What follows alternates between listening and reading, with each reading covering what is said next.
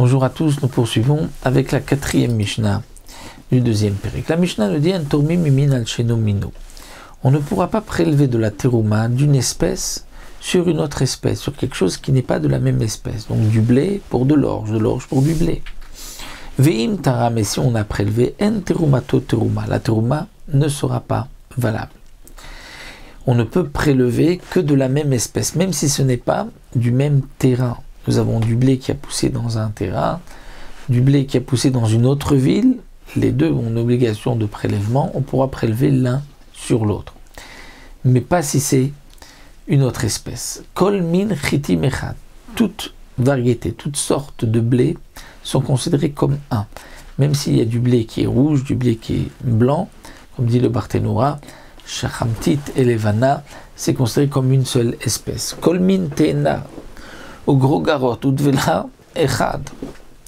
Toutes les figues, qu'elles soient fraîches, teinim, ou gros grottes, ou bien qu'elles soient sèches, ou dvela, c'est lorsque ces figues sèches, on les a écrasées dans ce higoul, c'est-à-dire dans ce rond, dans ce tonneau, on a fait un pain de figues, comme un fromage de figues rond, comme nous avons vu dans Mishnayot précédente.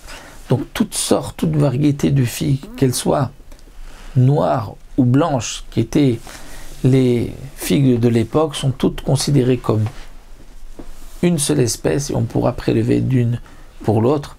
Vetorem mise alze. Et on pourra donc prélever de l'un pour l'autre puisque c'est la même espèce. La Mishnah continue et nous donne une autre règle. Kol makom sheyesh kohen torem minayafe. Lorsqu'il y a un kohen et que la terouma va être donnée directement au kohen, il faut prélever du meilleur. C'est-à-dire, on prélèvera des figues fraîches sur les figues sèches, parce que les figues fraîches sont plus belles que les sèches. Mais s'il n'y a pas de Kohen, et donc il faudra les garder et attendre de trouver un Kohen, il faudra mieux prélever de ce qui se maintient plus longtemps, de ce qui se conserve. Donc on prélèvera des figues sèches pour les figues fraîches.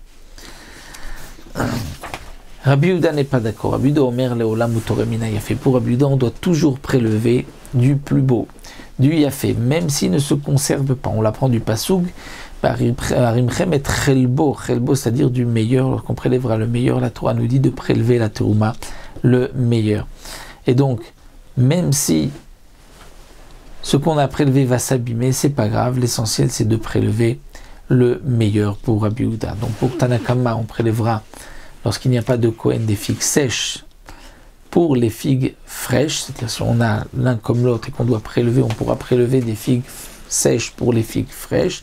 Alors pour Rabbi Yehuda, on choisira toujours le meilleur, donc les figues fraîches. Voici donc pour cette quatrième Mishnah.